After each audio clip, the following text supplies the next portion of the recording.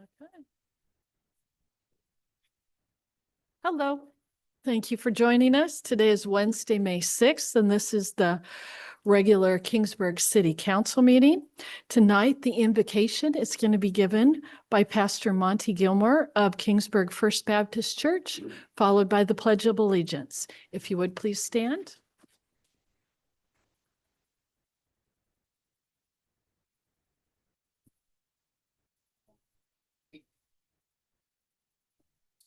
Thank you.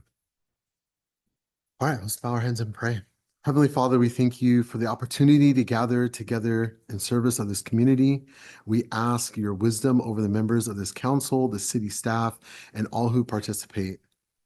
Give them clarity in difficult decisions, integrity in leadership. Help this meeting be marked by respect, patience, honesty, and a sincere desire for the good of the community. We pray for the families, businesses, schools, churches, and first responders of Kingsburg. Strengthen what is good, bring peace where there is division, and guide the city towards justice, safety, and flourishing for its citizens and its residents. Help each person to remember their leadership is responsibility that serves others well. Give them wisdom to prevail anything that they're going after. And God, we just ask for you to be glorified in this meeting. In your son's name we pray. Amen. Amen.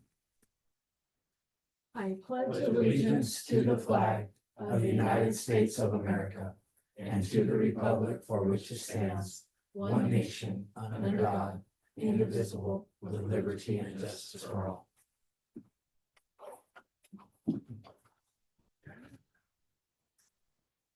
Well, I'm going to call this meeting to order, and can we get a roll call? Councilmember Sullivan. Present. Councilmember Palmer.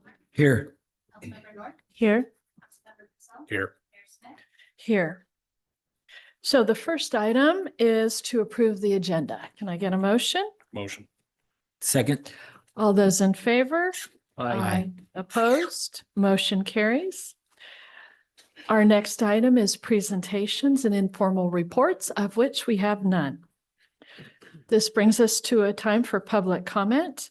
This provides an opportunity for members of the public to address the City Council on items of interest to the public within the council's jurisdiction and which are not already on the agenda. It is the policy of council not to answer questions impromptu. Speakers should limit their comments to not more than 3 minutes. For items which are on the agenda this evening, members of the public will be provided an opportunity to address the council as each item is brought up for discussion. Is there anyone here for public comment? Seeing none, I'm going to close public comment and move on to the consent calendar. Items on the consent calendar are considered routine and include a recommendation from staff and shall be acted on by one motion of the council. If a council member requests additional information or would like to pull an item for discussion, that item will be pulled from the consent calendar and acted upon separately. A motion to approve the consent calendar is deemed to include a motion to waive the full reading of any ordinance or resolution on the calendar. Tonight, we have items 1 through 6. Would anyone on council like to pull an item? Would any member of staff or the public like to pull an item for discussion? Seeing none, I will entertain a motion. Motion. Second. All those in favor? Aye. Opposed? Motion carries. Now we'll move into our regular calendar, and our first item is Park and Recreation Master Plan Project. Presentation by Community Services Director Adam Castaneda. All right. Well, good evening, Madam Mayor and members of council. The city proposed developing a comprehensive park and recreation master plan to enhance recreational opportunities and align with the best practices of parks systems. The plan has been successfully drafted thanks to the Sustainable Park and Recreation Community Initiative at Fresno State under the direction of Dr. Sam Langford and Dr. Brandon Taylor. This plan addresses community needs, prioritizes funding, and establishes strategic goals to ensure equitable access and broader city benefits. The process began last year in February 2025 and involved a community needs assessment, resource inventory, data analysis, and the formation of goals and objectives steered by the Community Services Commission.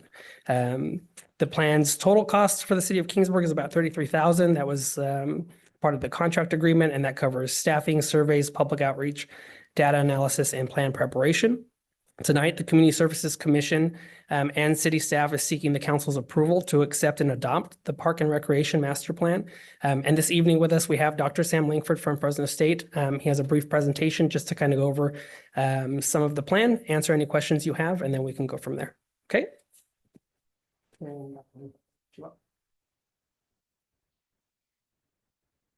It's the clicker. Which way do I point? It's this computer. That computer? Thank you for having us. I'm Sam Langford at Fresno State. We run a program there that assists organizations with needs assessments and planning services and things like that. We use our students. Things take a little longer than normal. I do have to admit, the stories you hear about absent-minded professors, I cleaned my glasses, but I left them at home, but I have prescription sunglasses. So if I have to put them on, it's not because I'm hiding. It's just so I can see what we're doing here.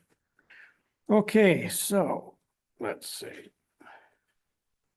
So the plan itself, the purpose is to guide the Parks and Recreation system from an investment point of view over about a 10-year period, and support some decision-making in terms of funding and priorities and things like that, which you'll see. It is aligned with the general plan for the city of Kingsburg. And we've identified some needs and gaps and opportunities for you to make those improvements that would be in line with any investment in the future. Your profile, I don't need to spend too much time, but what's interesting is the diverse multi-generational community and the long-term residency. 82% plan to stay and probably have been there that long as well, many of them. So why do parks matter? In Kingsburg, 90% of the people surveyed said they value parks as very or extremely important to the quality of life. Another 92% believe parks improve the quality of life. On the right side, some top benefits that were listed by community members is youth development, mental health benefits, and also physical health benefits. The engagement process consisted of a community survey. We had 600 plus survey responses. We used both the internet and mail out surveys. We had community input meetings with residents that were invited and with the commission. We did a facility inventory, identifying some gaps and opportunities, trying to match that up with what was being said on the surveys. And then what's called an equity-focused analysis. And basically, that's just trying to make sure that there's services for people that are aged or with disabilities, or neighborhoods that may be disadvantaged and they have access to parks. That's basically what that means.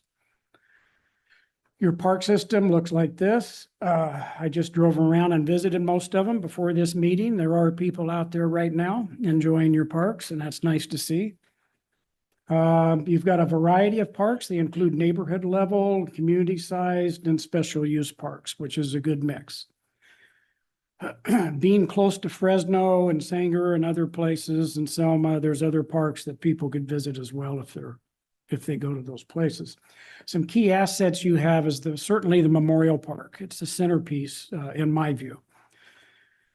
And then you have your downtown park, which is a nice park to have in this area. The dog park, there's a bunch of people out there right now, so way to go on getting that up and running. And the Kingsburg Swimming Complex are key destinations and community gathering places for your residents. So looking at the system, we asked people what their overall satisfaction rate was, and it's 3.4 on a 5-point scale, 1 being the lowest rating and 5 being the highest. So some strengths: cleanliness, safety, and accessibility of the parks were listed by the residents of the community. Couple areas of improvement, restrooms, 24% were dissatisfied. I don't know if that's a large number or not, because this is a snapshot. The amenities, another 23% said it could be improved. So the details on amenities would have to be explored in further detail what that might mean. We think it means benches and shaded areas and things like that that are normal installations in parks. Access and equity, most residents are within a half mile of a park or a school, so there's green space. There's gaps in the southeast neighborhood, which is, you can see there on the map a little bit, gaps meaning green space, parks, and et cetera. And then a need for improved accessibility and ADA compliance where you can or where you identify some access issues. There's something called park standards, and if you look at the bottom left, the target is 6 to 10 acres. That's our National Recreation Park Association standard that's been around for a long time. These standards have changed over time. They've been in place since the 1930s. So that is what California looks at, and the California standard is about 3 acres per 1,000 residents, and you're at about 2.3. So it's just a standard, it's a guideline. It's not a requirement, but it's something to think about. Let's say the southeast area is an area that might grow, then that would be a place to contemplate some more green space.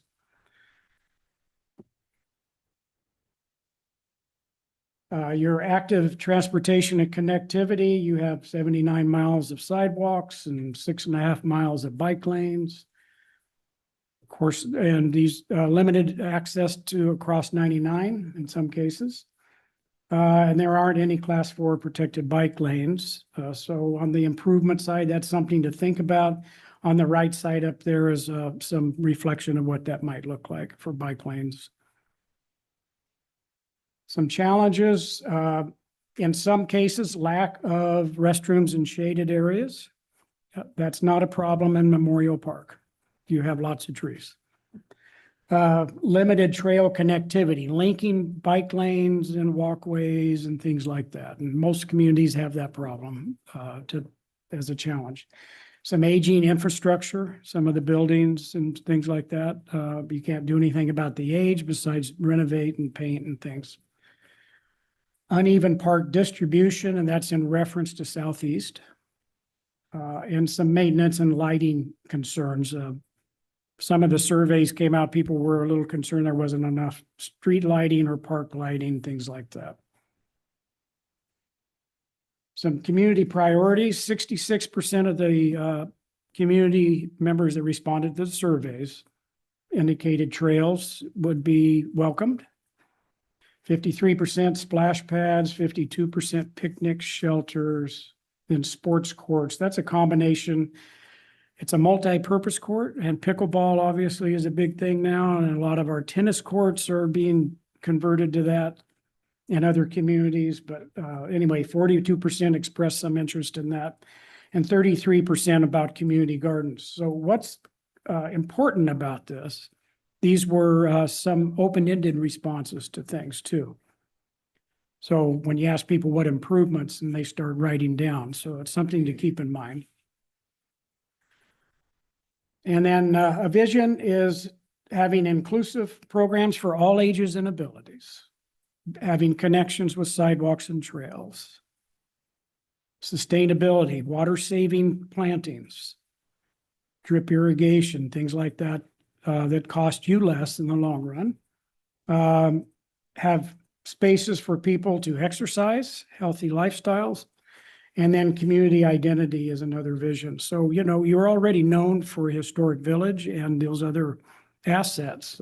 So these parks reinforce that opportunity. Some strategic goals framework we've identified, infrastructure amenities. I'm not going to read all these, but under each of them, there are 3 things that we've identified. So infrastructure and amenities, connectivity, equity and accessibility, programming and partnerships, partnerships with other communities or organizations, the sustainability factors, and then funding and implementation. So how do we measure success from today going forward? One is participation rates, counting who's using what, random days and times to get a sense of the high use areas and a sense of maybe what people are doing when they're in those parks. Satisfaction surveys, equity indicators like track access to parks within a 10 to 15-minute walk, monitor and implement improvements. And then on the far right is maintenance performance and tracking that.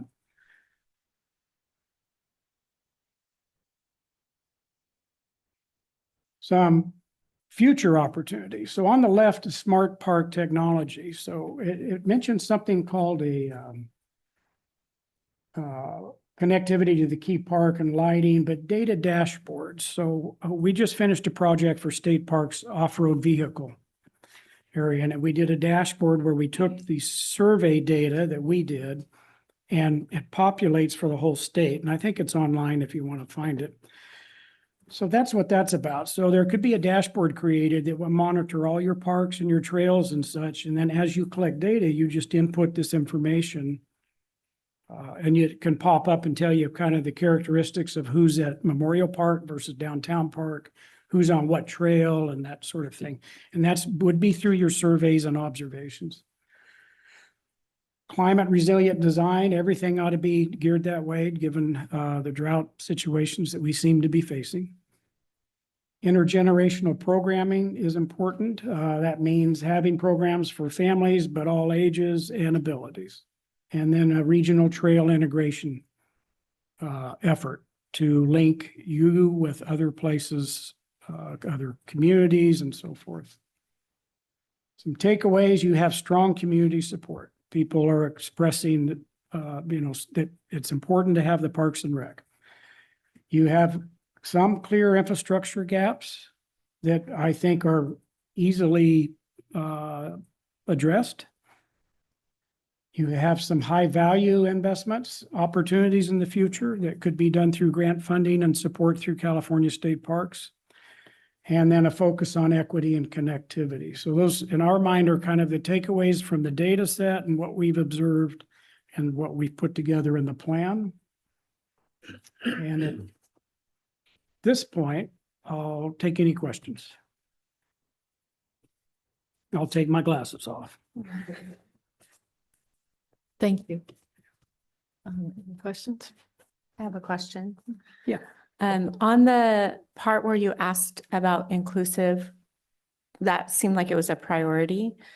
Was it open-ended or was it something they could check mark? It was both. It was both, because I'm wondering if it was more about students that might have special needs on the actual equipment, or if it's like grandparents or seniors, like having access and inclusive walkways or things like that, because I know that we need both, but I'm just wondering what the public wanted more, Okay. because that could be some real key things for us to determine in the design. Exactly. Okay. I can look at the data set and get back to you with that. Okay, thank you.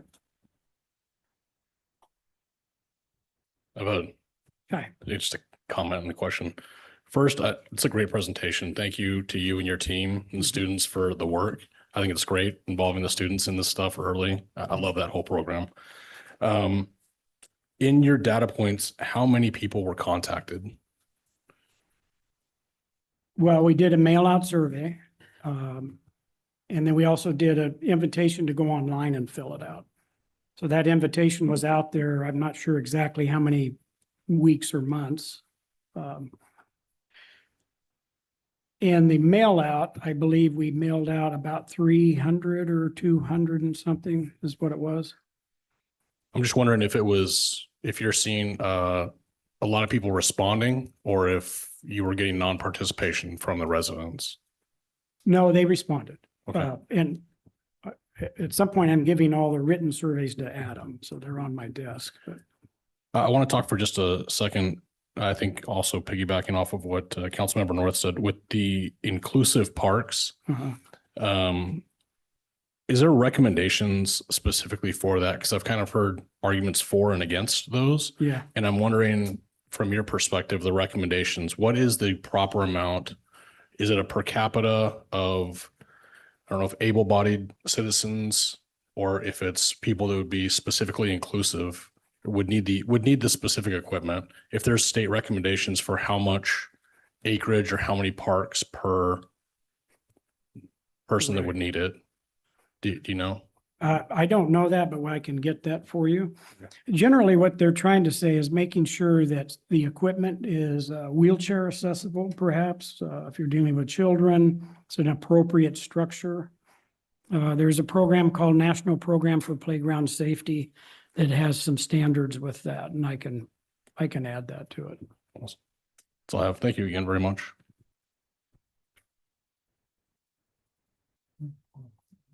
I have one question. Yeah. In your survey, you talked about infrastructure and being needed. Do you remember if it was existing infrastructure or they want new infrastructure?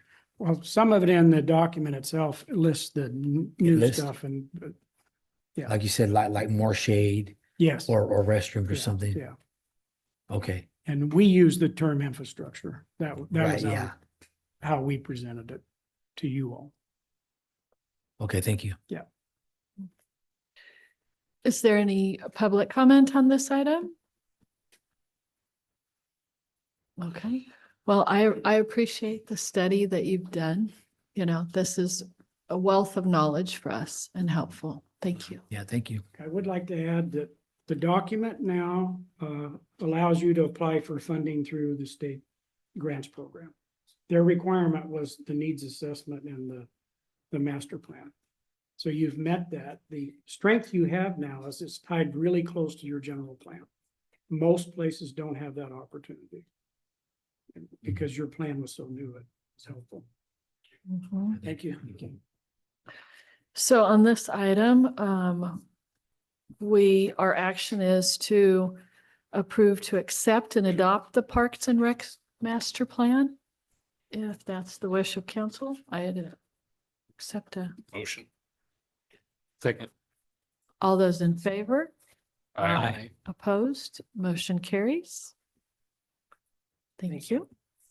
Our next item is the active transportation plan project discussion, staff report by city engineer Dave Hi, Peters. good evening, Mayor, members of council. They have released the call for projects for cycle 8 of the ATP program, and I have a PowerPoint that we're pulling up right now. So I've got a couple of projects for you to consider tonight for preparing applications on. Thank you. Great. So the active transportation program, it's a competitive grant program, and the main goal is to promote active modes of transportation, essentially non-motorized transportation, travel, walking, biking, that kind of thing. Goals are to increase biking and walking safety, reduce greenhouse gases, and enhance public health. This call for projects is for a 4-year period of funding, the total $619 million statewide. Eligible projects would be bicycle pedestrian facilities, safe route to school projects, safety improvement projects like what we're doing at 10th and Kern over by Roosevelt, and planning documents like a citywide trails master plan or something like that.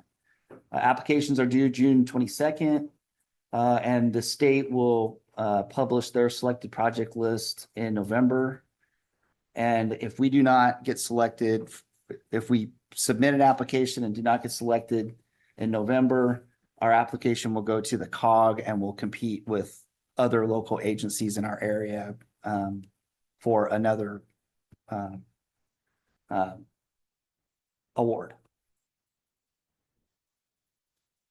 So the first project that we've identified is we're calling it the North-South Kingsburg Trail Gap Project. So we have a trail that extends from the southeast corner of the Anderson Village tract down by 396 and Madsen, and goes northerly north of Cam along the Cole Slough, and then travels westerly and terminates on 18th just south of Carruthers. So that's about a 2.5 mile trail. And we have a approximately 1,000 foot gap in that trail between Cam and Azalea. So basically once you get to Cam, you can't get up to the part that goes to the west. So this is an aerial photo of that gap down in the southeast corner of the intersection on the bottom. That's Cam and Madsen. The trail terminates, and then there's no trail all the way up to the top. You'll see it's Azalea with the trees along the north side of Azalea. That's where the trail picks back up. So that's just a picture of the existing terminus at Cam. And then this is the section that has the gap. So there's kind of two parts to that between Madsen and Hema. There's essentially just Madsen Avenue, pretty narrow roadway, no curb and gutter, no sidewalk, not even any shoulders. And then between Hema and Azalea in the picture on the right, we have developed roadway along the west side of Madsen, but there's a pretty narrow sidewalk there. It's only 5 foot wide, so it doesn't really serve trail users very well. So a couple of ideas to close that gap, essentially doing it on the west side of Madsen, and the second option I'll show you in a minute will be on the east side. So option one would be acquiring right of way from the residential property in the northwest corner of Cam and Madsen, and then developing a class 1 trail. So that's like an 8 to 10 foot wide trail separated from the roadway by 5 to 8 feet of dirt space. And that may require relocation of the power poles, which isn't a big deal. It doesn't cost us anything. That they move them for free. It just takes a long time to get those done. And then from Hema to Azalea, the plan would be to move the curb and gutter out into the street. You can see the street's pretty wide on that side. So we would move the curb and gutter 3-4 feet out into the street, which would allow us to widen that concrete sidewalk area to an 8-10 foot wide trail width.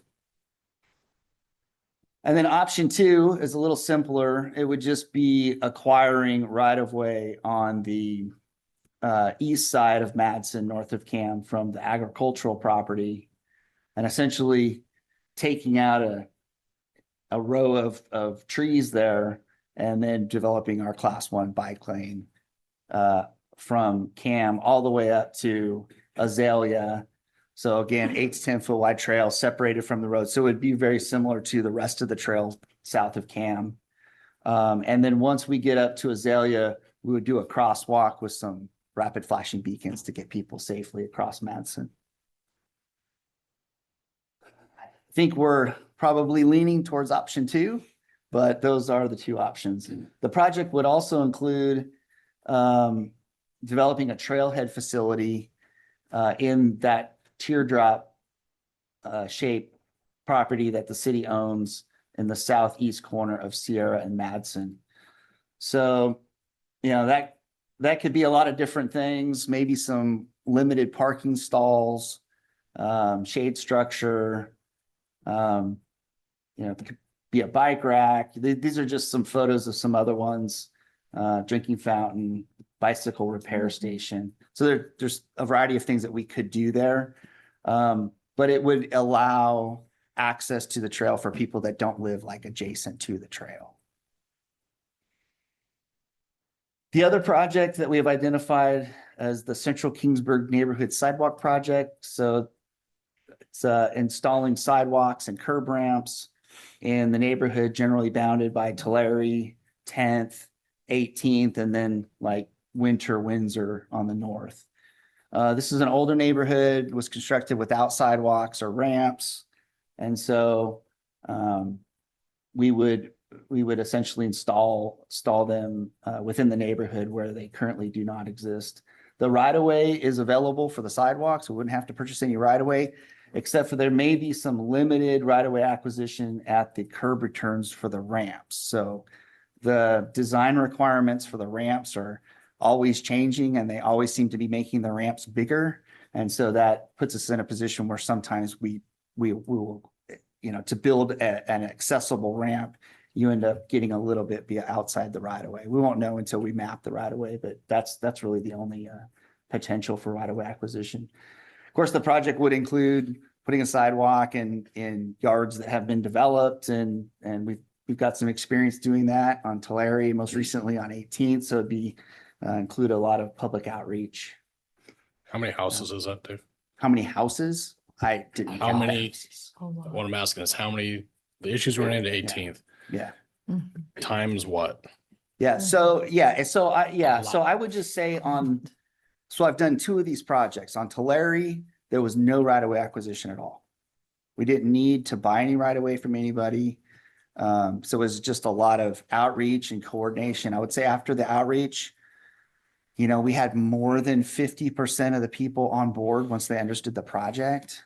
And then I think for the most part, we had almost all on board when it was done. 18th was a little different because in addition to putting the sidewalk in their yards, we also had to acquire right of way from them because the right of way kind of skewed. It wasn't parallel to the road. So this would be more like the former. More like the Tulare, like Yeah. in like this project, you're not going to be asking people to give up any of their yard. No, well, That's where they're going to get mad. landscaping So, landscaping will be removed, but it will be within area that is currently city right of way. If that makes any sense. it makes So, sense that yeah. we have the So- authority to do it. I don't know that Yeah, it makes I sense got that you. they're going to like Yeah. it. Yeah. Sorry? No, in this area, it's bigger than that. It's in the older parts of town, the right of way was much more than 10 feet behind the face curb.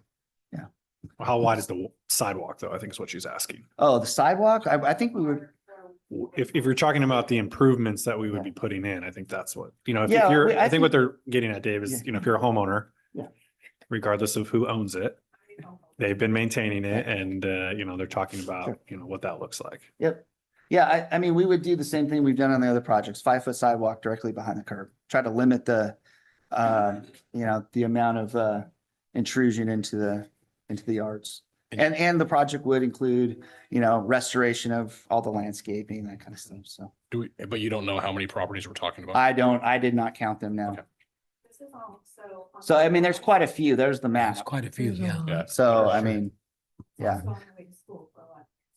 Right. So the feedback that we got on Tulare was initially, as you could imagine, negative.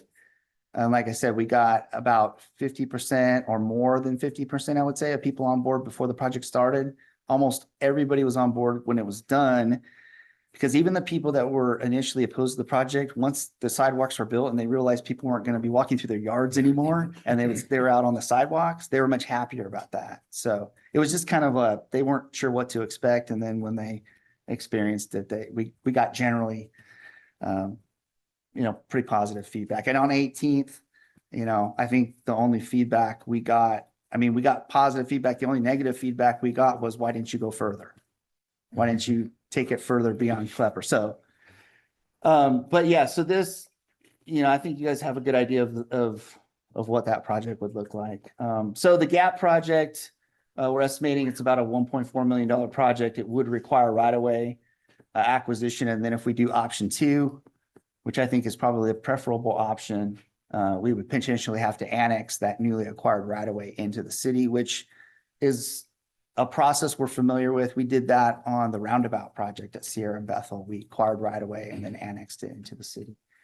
And it could include relocation of the power poles, but like I said, that just takes time.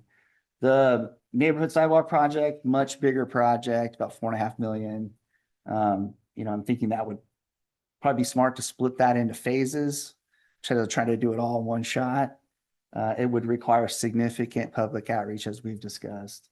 And then there could be some minor right-of-way acquisitions at the curb ramp location. So in summary, I think staff is recommending preparing an application and submitting it for the Trail Gap project. And just a couple of reasons, it does provide a much wider benefit to because the cities, the entire city could utilize that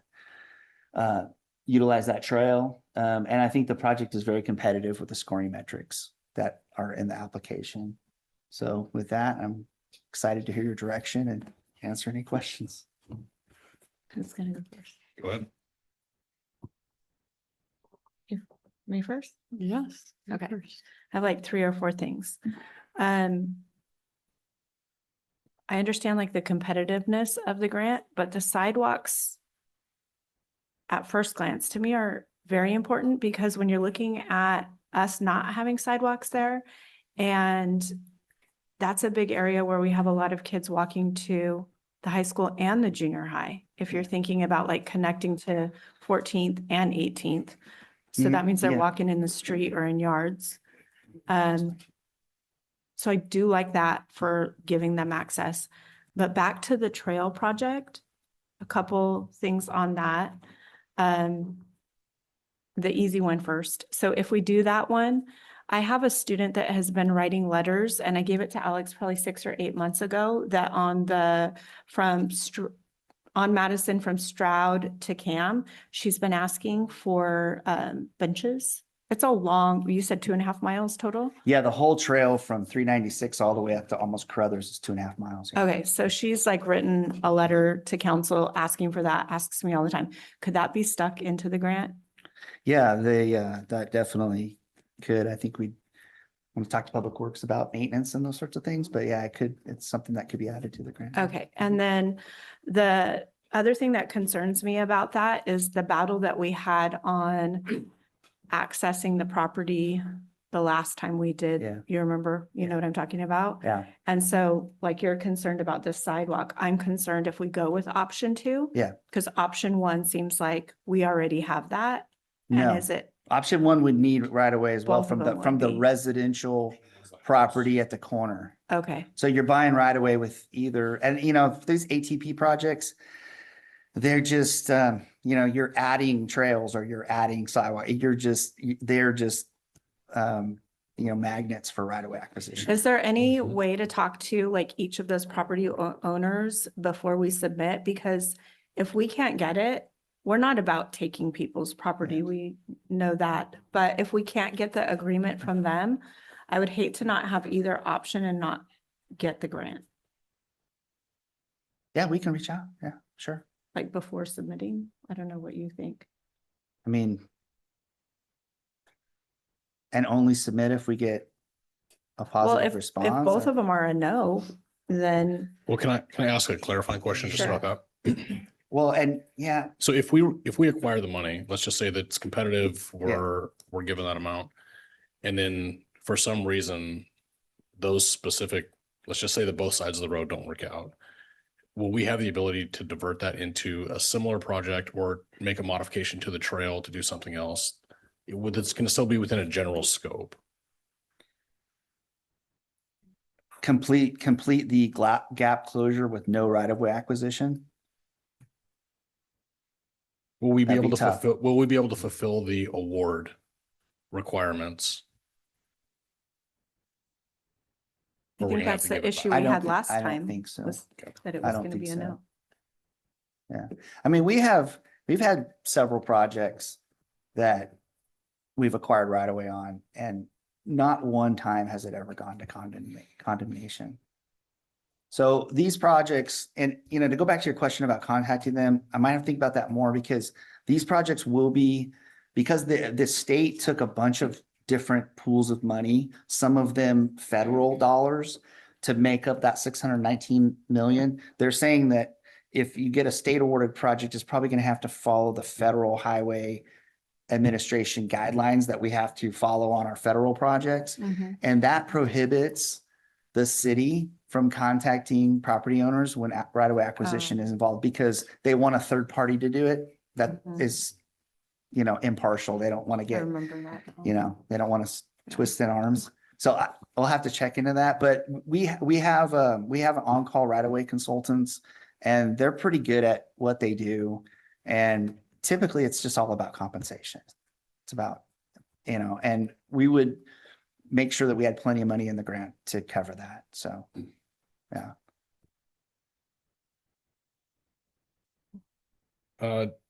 Couple questions. One, I think I'm maybe on the other side of the fence with you, Councilmember North, on the sidewalks being the priority. I just think if those were thoroughfares, if that was Stroud, if that was, even 14th, 12th, anything like that. Yeah, but it seems like those are pretty much well within the neighborhoods. And I just think that's going to be a nightmare, if I'm honest. I think that the sidewalk project's going to be a nightmare.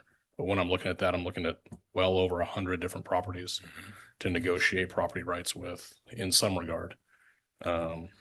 Yeah. I say rights. I Yeah, understand. Not acquisition, but yeah. Correct. it I understand definitely we outreach definitively and- have the ability to go in there and remove part of their yard. I'll tell you, I just don't like doing it. Yeah. I don't like doing it unless they want it. And I Yeah. may, it's not my district, but I've never had anybody from that neighborhood reach out Yeah. saying, hey, I really wish you guys would take part of my yard.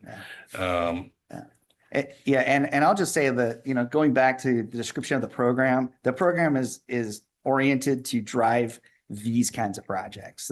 So we're kind of working within that framework. So going back to the trail project, that is used a lot. I mean, a lot by people day and night. You see it. The two things that I hear regularly from that is the same as Councilmember North, the benches, somewhere to sit, is a big ask. The other thing that is a huge ask is shade of some sort. Yeah. Especially our runners, when they get over there, Yeah. there is no relief at any point in there. I don't know if Trailhead would definitely have some sort of significant. and I straight guess my shades. question would be, is there any way to incorporate into this grant any kind of a water infrastructure, irrigation, drip, something, even if we're not paying for that? I can get the trees. I'll figure out a way to get the trees donated, Or landscaping. planted and all that stuff, but just something to where eventually, I know it's hard with the canal there. Yeah. I don't know what the rules would be, but if there's a way that we could get some sort of water infrastructure to just Yeah, feed I'm something not- living there. A couple of things on that. So part of the trail is in city right of way. The other part of the trail is within an easement controlled by CID. So we'd have to have their permission to do it, which I would guess we would not get.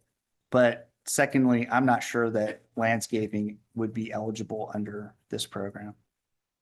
So if you're Would- improving safety, would or if you're, running water infrastructure for fountains.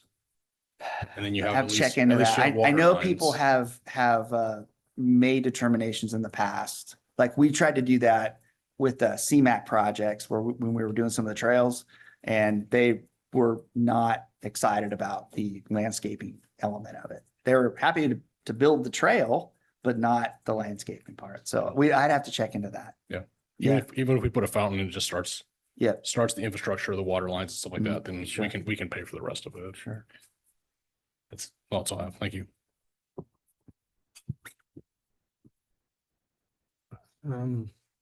Mr. Peters, Abby, can you go back to the slide where it shows option 1 trail versus option 2 trail? I just want to point something out that is a little bit concerning to me. I understand option 2 might be the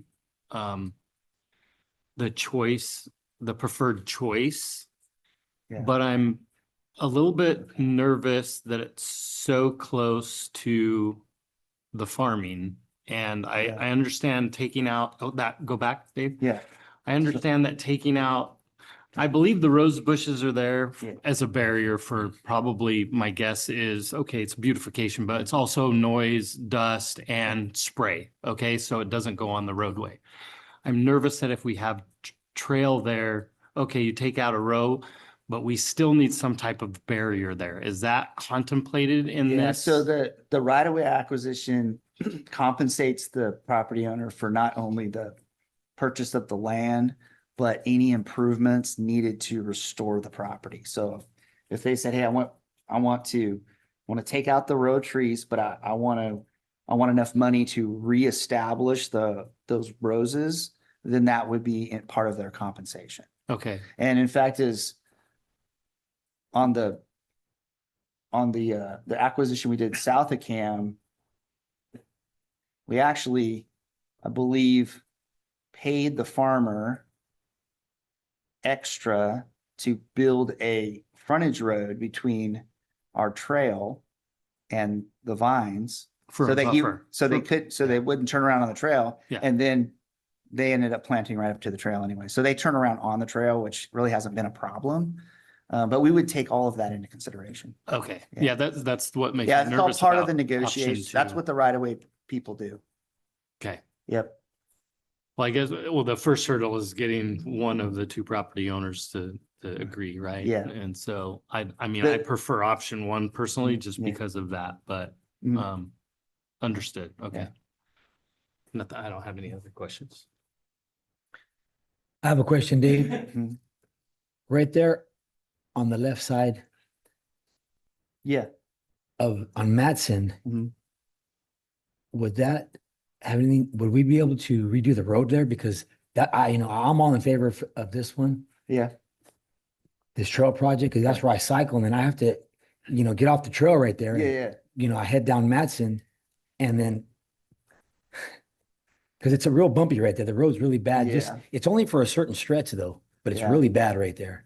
So I think it could be part of the project, whether the grant funds would pay for that or not, I'm Oh, not sure, but okay. I think that's a pretty small enough area where I think our Yeah, because our annual it's road probably paving funds could an probably. eighth of a mile. Yeah, we, or could- I eighth, mean, if it that. could definitely be incorporated in the project, just not sure if the grant funds would cover it or not. I see. Okay. Yeah. I think we should do it if we Okay. I have another redo the road question. there. Where is the city and the county line right there? Is it? Because you said we would have to annex. Yeah, generally, I think in this particular area, the, Can you go to the We're overhead not- Yeah. shot? Go to the Yeah. overhead shot, Yeah. Dave. My question is because they property. usually make us do it in chunks. Like, are we going Yeah. to have to get other homeowners like annexed into the city that Okay. prefer to No, be no, no, county? that one you have Yeah. right there. So the very large piece of property that's on what is the northwest side of Cam and Matson there, but it's kind of on the bottom portion there. You can kind of see the house with a green yard and then surrounded by. Mhm. That is not in the city. So that is a piece of county property. So that's why when you drive north of Cam, it's very narrow until you get north of that. And then you have curb, gutter, and sidewalk that starts after it. Yeah. So, I mean, I guess Dave, we'd have to talk about it. My guess is that regardless of, there's gonna have to be some, annexation or discussion about that. Definitely. I think that property owner has expressed some interest to the city already, but that would be part of that discussion. But that certainly would be part of the acquisition regardless.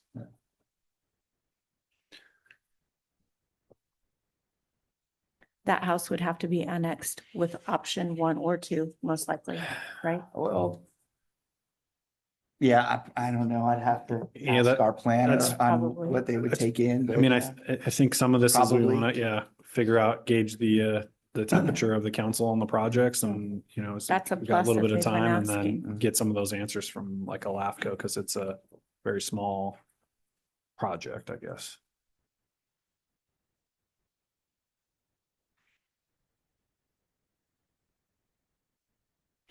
I think annexation, working your way north and working your way east. I think it's only a matter of time before everything up to the county line is city of Kingsburg anyway. Yeah. I think that I haven't talked to that specific homeowner, but people who live in that direction seem to be very welcoming of turning their stuff, eventually their land, especially into city. Yeah. Just because the value of it increases so much. Mhm.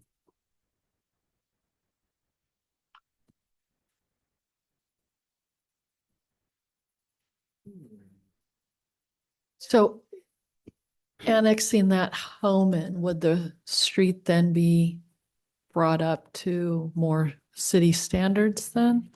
In, Well, it kind of depends upon how it would occur. So, and let's just say that homeowner, separate from this project, decided that they wanted to annex that piece of property in because ultimately they wanted to, do a parcel map and add some houses, right? Continue the Cam Avenue portion by, parceling out. So ultimately Dave would make those conditions of approval for that, they would have to widen cam there upon development. Timing wise, if it happened with this project, I don't know that it would immediately, we would essentially be taking responsibility for that. I'm sure the county would have no issue with the actual annexation, but they would say the road is not your responsibility. So, again, as Dave mentioned earlier, whether or not that would be done with funds from this project might not happen, but maybe there's a portion of it that would be done, if we did the trail, and then we would just have to budget, accordingly at a certain time to actually redo the road. I mean, I would say it would regardless, we wouldn't be building a full right-of-way road on the east side, right? Because it's not in the city. And so you'd be trying to essentially match what's occurring on the west side eventually, whether development occurs or whether the homeowner decides to, annex and ultimately, develop their property or improve their property. I really like the trail project. I mean, I think it would be nice to eliminate that gap. It is a very popular trail.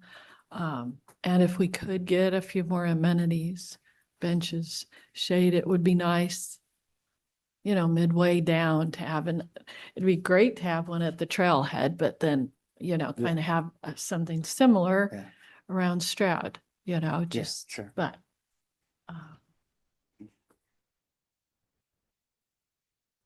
Is there any public comment or questions?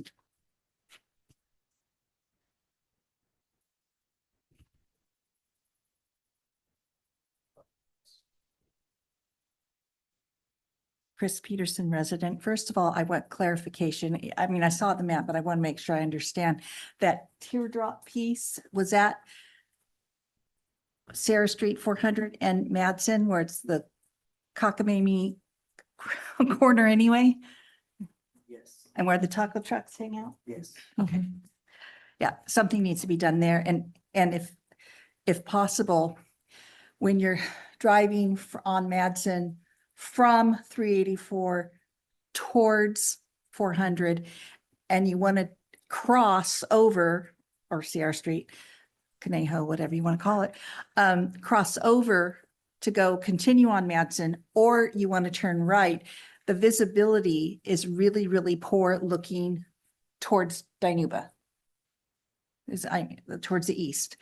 And I don't know if this project would help mean that corner could be, the visibility could be improved. I'm talking about whether you can see it when you're walking because you're going slow or Are you bikes. talking about on the Tulare County side? Yeah, isn't that where the teardrop piece is, the Tulare County side? So, Oh, no, it is Fresno no, County. yeah, That's I don't know if you what can go back to that, maybe Abby. So obviously, prior to the Linnea Villas project, Madsen used to go straight, but it Right. was offset, right, from Right. Madsen to the north. So it got, we had it realigned as part of that project so that it would be safer when making that cross, for. Okay, but Sure. it's Yeah. still really unsafe. No, I know. So the challenge right there is that we don't own, the city isn't in charge of anything to the east. So Dirt. yeah, it's right there. So the teardrop is kind of in the bottom right-hand corner of the southeast corner. Yeah. So that is the portion where, we're suggesting maybe putting some trailhead facilities, like water and shade and perhaps some parking. So that would, first of all, beautify it, but also provide some amenity for the trail.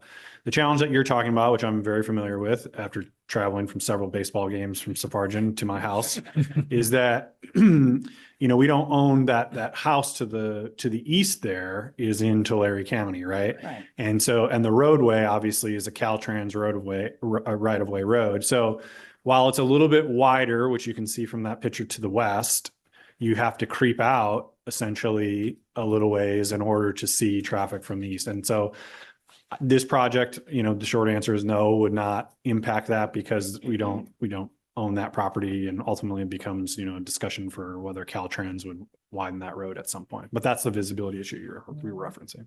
Well, yeah, that's one of my concerns because it's very difficult to see when you want to go north on Madsen. And part of the problem is I think that's bamboo, whatever those trees are in the corner there. It makes it even worse because you're creeping out, and there's, it's just a dangerous corner. And it'd be nice if this could fix that somehow. Just a suggestion. Okay. Hey, Chris, real quick on Yeah. that. I'm going to suggest, especially you can be a bulldog when you want to be, and it's a good thing. Start contacting Eddie Valero's office at Tulare. But he might be replaced. We'll see, but stay on him about that as much as you can. I know we've had lots of contact with him, Yeah, but I just wanted to point you in that direction if you Okay. haven't already. that's Go good. for him. That's good to know, because I know it's Tulare County. But it's easy to forget that it's Tulare County, even though we all know that. Okay, the other thing I'm going to call it the older neighborhood, because that's what it was referred to. With the sidewalks, I understand, Councilmember Purcell, that you're concerned that people may not want to give up their yard. I totally get that. However, if you give up whatever you said, 5 feet a yard for a sidewalk in that area, that's 5 feet deep times whatever the width of your lot is, that you don't have to irrigate, and you save water. What a selling point that is to the homeowner, because with all the ridiculous new water fees and so forth that everyone complains about, if you've got whatever space left, less that you have to irrigate. So a selling point there. And then the trailhead, the bigger trailhead project, I think this is a really cool idea because I walk there a lot. The corner of Madsen and Cam, it is rough. And if the police department would like to increase revenue, have someone out there between 5 and 8 a.m. because there's lots of people are rolling that stop sign. Or sometimes they don't even stop at all because, they can see and there's no traffic. So you want to increase the revenue, have someone out there in the morning. It's more of a problem in the morning than the evening. And also that corner property that Alex said was in Fresno County, having a sidewalk as the improvement would, it seems to me, would increase their value and make that whole corner of their property look a lot nicer. Even though I know some of you want the other side, the farming side is the trail. But if you do that corner and use the existing sidewalk, that would really improve that, the way that corner looks. Because that trail it's a great trail. Now that CID's running water in the ditch, you go out late at night or early in the morning and you hear the frogs and you hear the water, and it's very, very soothing. So anyway, those are just some food for thought, folks. Thank you. Any other public comment? Okay, I will bring it back. Any additional council discussion? So the possible action here is to authorize staff to prepare and submit an ATP application for the North-South Kingsburg. Well, it says Trail Gap, Gap project, but I will entertain a motion for, we make a motion for this? Or just? Yes, if you're comfortable making a recommendation tonight, then yes, we would welcome that. Or if you have some of those questions or other questions that you would like us to bring back at the next meeting prior to making a motion, we're happy to do that as well. But ultimately we'll need direction. I'm comfortable with it. I'm comfortable. I'll make the motion. Second. All those in favor? Aye. Aye. Opposed? Thank you. That's for the trail project, right? Yes. Thank you. Okay, and thank you. Our next item is the housing element annual report update. Staff report by community Development Director, Holly Owen. Good evening, Madam Mayor, City Council, and community members. Holly Owen, Community Development Director. We're here tonight to review the Housing Element Progress Report that was prepared by staff. This is a state law that requires all cities and counties to create an annual progress report that describes the progress made towards the various programs that we have in our housing element. There are actually 32 program items that we have to work our way through in the next 7 or 8 years. Some of them are specific to Kingsburg and some of them are more regional programs. But one of the goals of the progress report is to track those on an annual basis to make sure that we're moving ahead with those. There's also a section of the progress report that just delineates the type of housing that we've approved by income level, roughly, the number of units, ADUs, and that kind of thing. So this is just at this point, it's an attachment that you could just choose to accept. It's already been actually submitted to the state as the deadline was April 1st. But I'm here just to answer any questions you might have about it. The spreadsheet that is attached is very difficult to read, but it comes from the state and it was required by us to be used. So if there's questions about the categories, I could do my best to answer those too. So that really concludes my staff report at this point. It's just an overview of this report, and there's a resolution attached to accept the housing element progress report. I'm available to answer any questions. Thank you. Council discussion. I think I have a question. It's a procedural question more than anything else. Why are we adopting a resolution if it's already been submitted?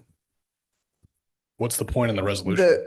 It's just a formality, really. I mean, at this point, there isn't an actual requirement for you for me to bring it to council for approval, but it tidies it up and makes it clear that this is, this was a public document. So Okay. Thank you. I can clarify too. I think one of the reasons we wanted to bring it before council, resolution or resolution, is just so that everyone kind of has an awareness of the busy work that's required with regards to the housing element, even after we went through almost 2 years worth of actual development of the housing element. But this is, what's required of Holly to provide updates, and then the programs that we're required to implement, and that the state has graced us with without any funding to implement it. So, And it makes sense now. It's a public document. I get it. yeah. Yeah.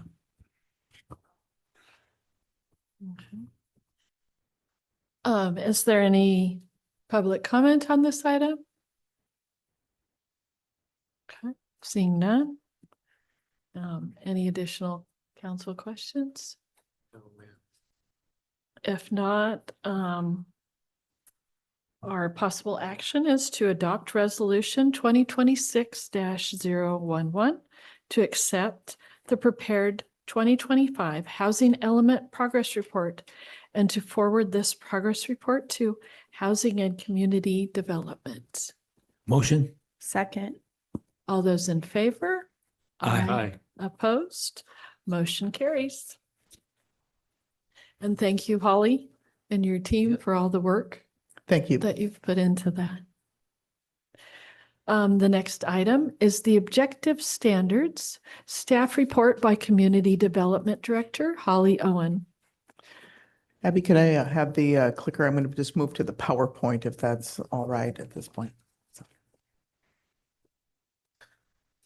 Good evening, Madam Mayor and City Council members. Holly Owen, Community Development Director.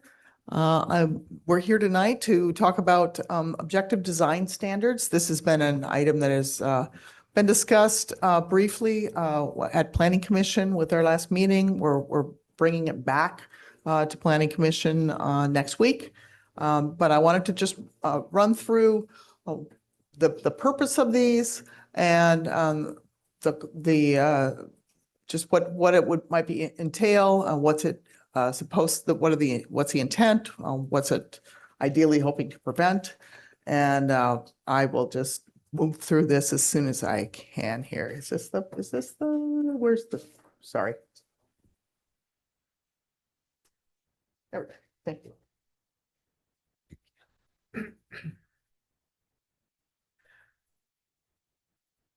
So this is just a brief overview of what we'll quickly cover in this PowerPoint. And the following slides should hopefully answer why, as in what is the need for these actually. There is an element of local control that's involved with adopting these. It is part of our housing element program, which you saw on the previous slide, that one of 34 programs, but this is one of them where we have to have objective standards.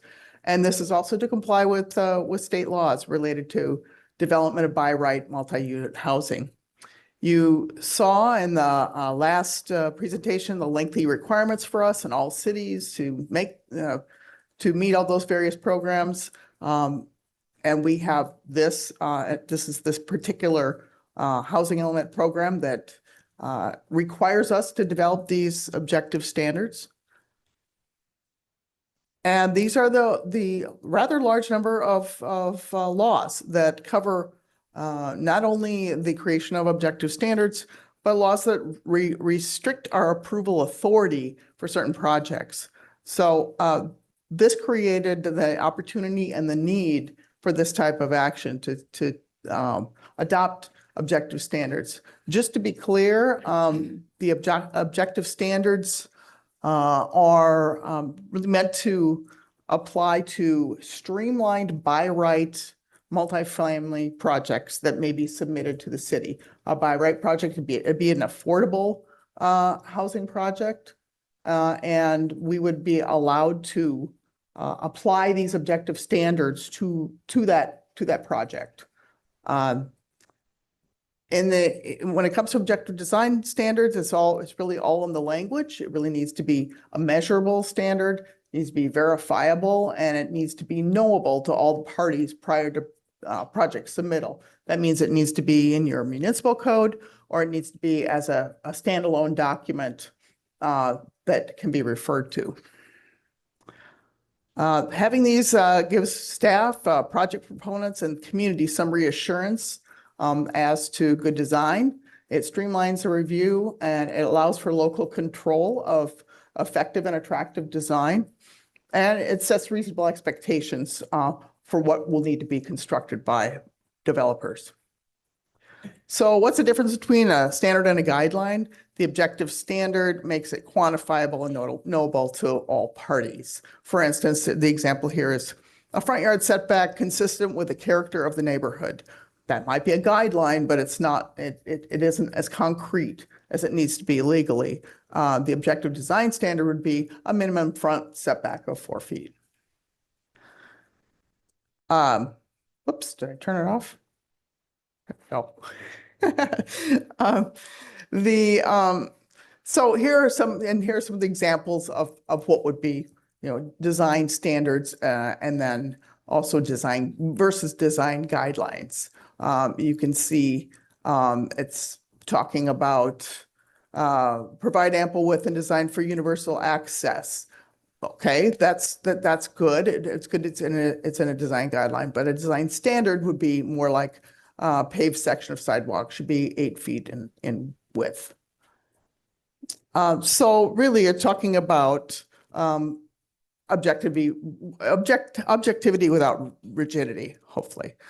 There's different methods, though, of achieving objectivity. It doesn't necessarily you don't need to get your ruler or your tape measure out. It can be true false statements. It can be a list of things or scorecards. So there are different ways of measuring that. This can be applied to market rate projects, but at this point, our intent and for our requirement for well-designed projects These standards would serve as a safety net for those by right affordable housing projects that are allowed to be streamlined and come into any city or county in the state. I will say that I have not seen projects like this yet in the Central Valley, but it's best to be prepared. There are, by right, by right, again, means no review by the city. And having these objective standards will allow us to apply them to these special types of projects. So what kind of design outcomes do you want to avoid? There's, this is a list that doesn't really sound all that attractive. And I will say that there's some photos here that are not, they were of a certain time in development, let's say. They probably wouldn't look like this today, but these were projects that were put up as multifamily, and we would like to have a higher level of amenities, and why not build something that fits a human scale and community needs a little bit better if we have that chance to require that. Here are some of the examples of design opportunities and outcomes. You can provide some outdoor amenities. You can do some design requirements and have some variation in facade or articulation. I'm not an architect, but there are lots of examples in the design standards of good design. It is meant to be a living document, so you could change it over time with approval from electeds. But at this point, what we do have is a proposed set that was created by Fresno Council of Governments that we can review and put in place as a safety net, more or less, for our community, and then move ahead with a larger discussion of whether we would want to have those objective standards be for market rate projects, for instance. At this point, we're just putting the safety net under this potentiality, and we will be bringing any comments you may have to Planning Commission next week. It'll be an ongoing discussion, and then it'll come back to you for adoption. That concludes my staff report. There's a lot there. The design standards is something that the Planning Commission, as I said, looked at. They recommended that we add a few graphics to it, so you can see in your packet there are some examples of the Swedish designs and Americana designs, modern designs. None of this is static. This can all be changed, but it was just to give people an idea of what we actually meant in that regard. That concludes this presentation. I'm glad to finally be talking about this. It is a requirement by state law, but also just for our own benefit. Thank you. Very good. Thank you. Council discussion?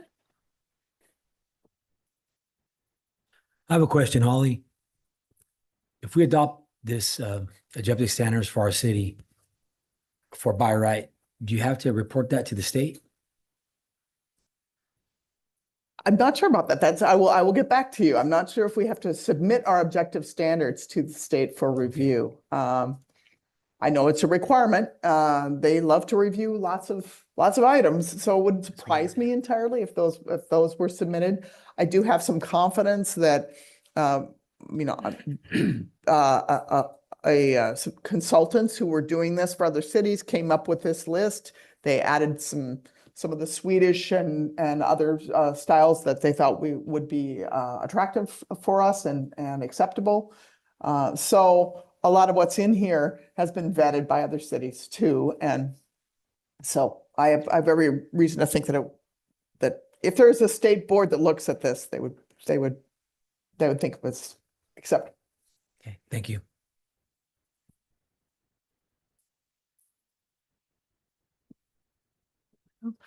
I do appreciate the graphics in it. That was a very nice addition. Thank you. Is there any public comment on this item? No. I'll bring that back to council. Any additional comments? Or so there is no action on this item. We'll just review it and bring back comments at our next meeting. If you have any information to pass on to, or thoughts to pass on to Planning Commission, we will be discussing that and reviewing that next week, so. Okay.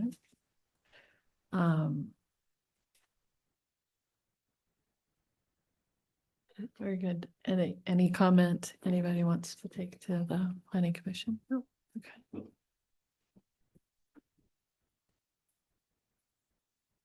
Very good. Then we'll move on to our next item is future agenda items.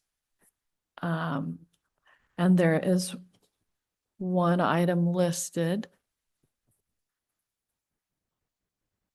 So I just mention it. I've never seen any items listed. So I'm just Surprise. double check. So for future agenda items is backyard chicken ordinance. You want me to talk about it for a few minutes? Yes. Yeah. Sure. Okay, so Abby and I are asking for this to be put on a future agenda.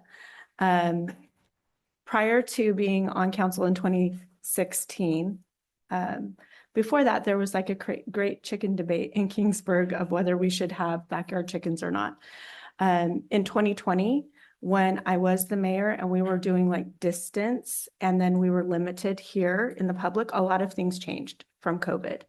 That is when it was a struggle to get eggs.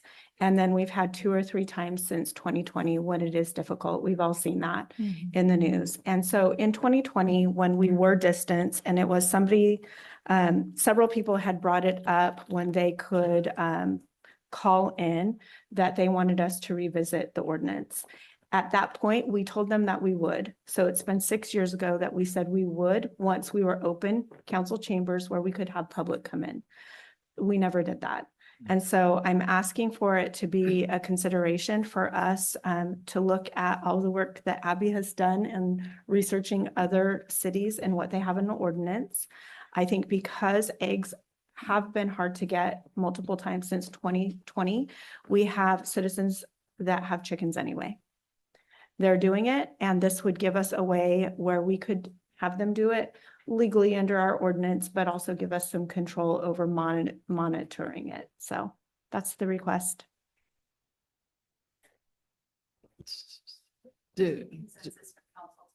Okay, so we vote or we Yeah, just so- agree? Sorry, just from I'd a like to policy start the standpoint, you great guys aren't chicken debate. discussing it tonight. You're just agreeing or not agreeing to bring it back as a future agenda item. So because Councilmember North asked for this prior to the meeting, that's why it's listed here. But if there are items in the future that the council wants to bring the night of the meeting, this is the opportunity to do that, but you still just have to get consensus from the rest of the council. So it would require 3 of the 5 of you to. I support it.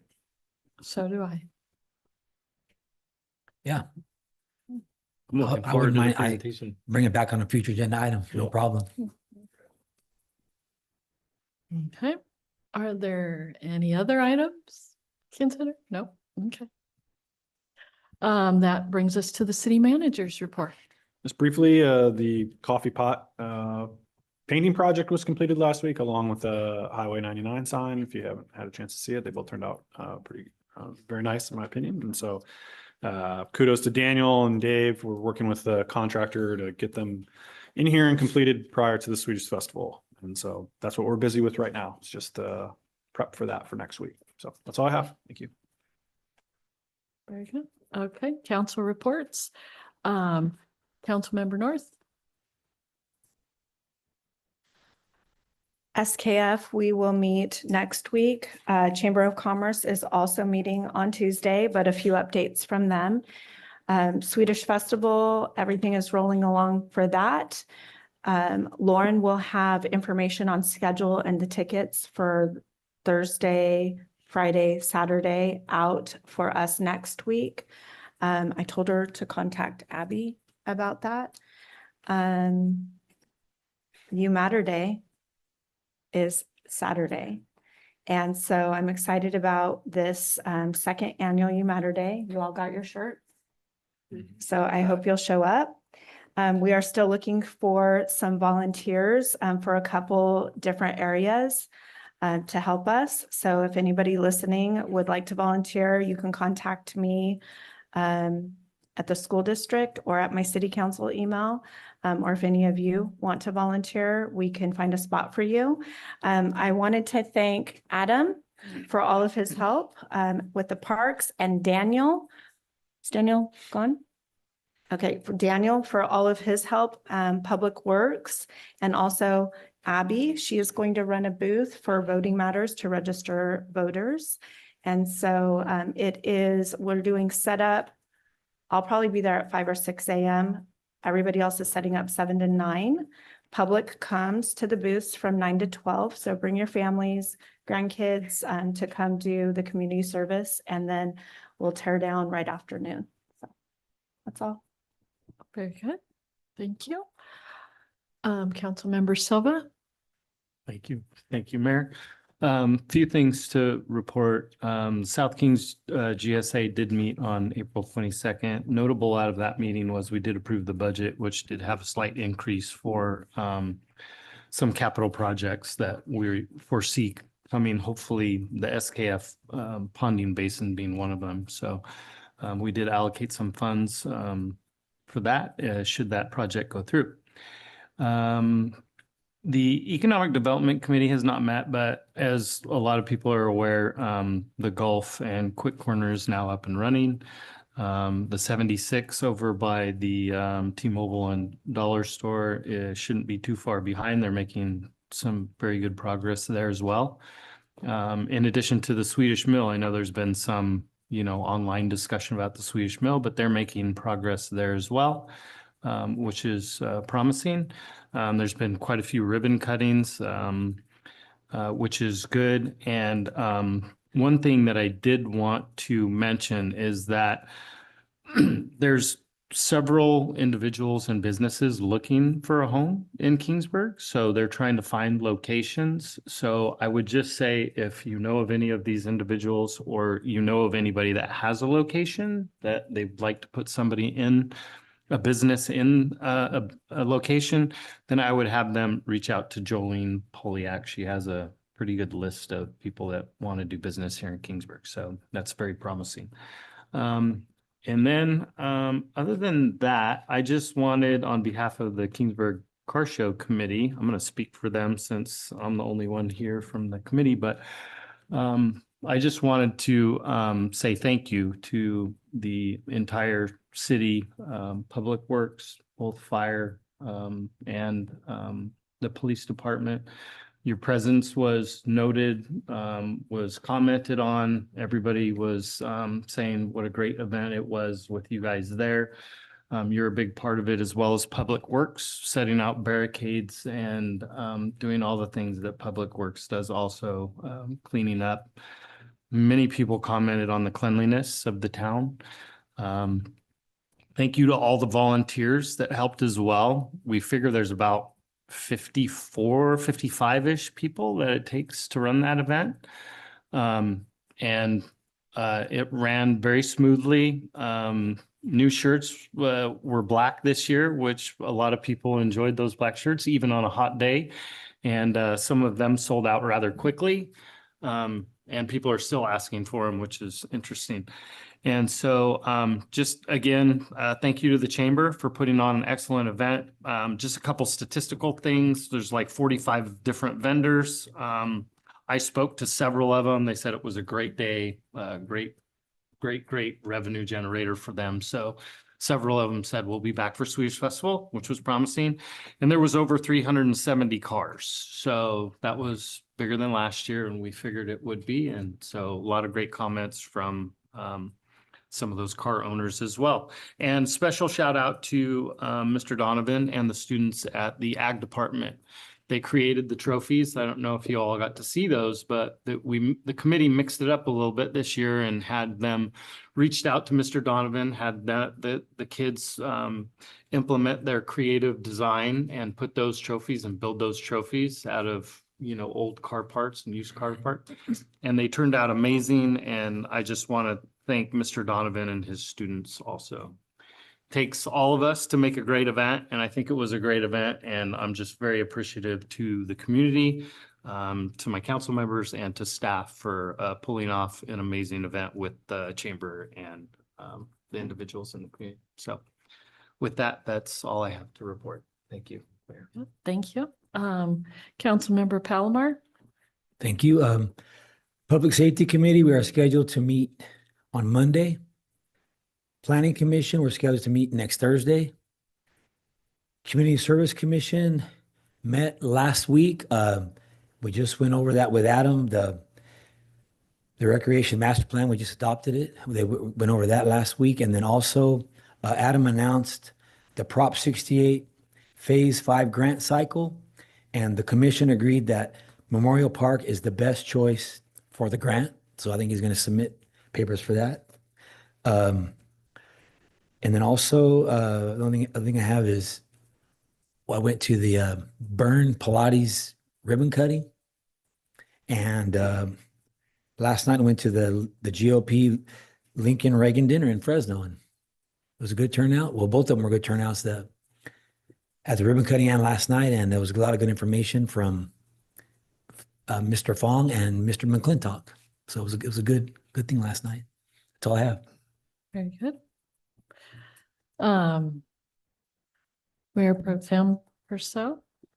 Nothing to report.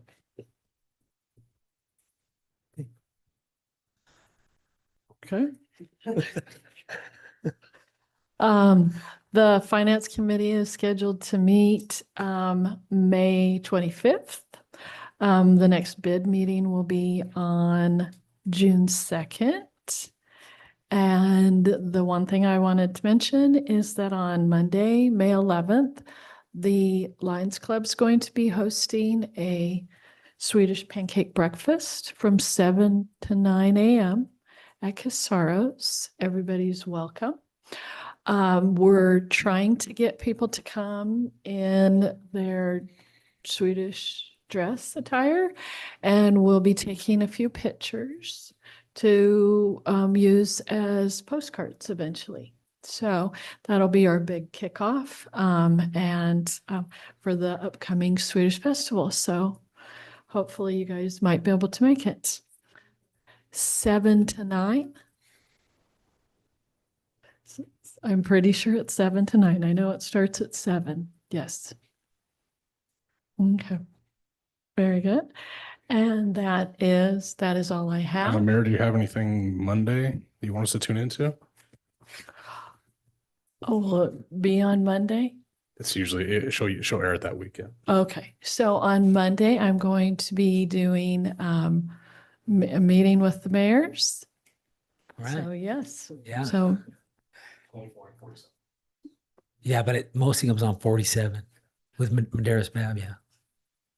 okay, well, one other thing on Monday morning from the 5 to 7 o'clock news is going to be doing live segments here in Kingsburg Nice. where they do those little short things. We did them last year. So I think that one is also 24 and 47. So if you're watching the news at that hour, you might see us. Okay. And yes, Swedish Festival. We're excited. We're excited to get everybody downtown. So that is our last item. So at this time, I'm going to adjourn the regular Kingsburg City Council meeting into closed session.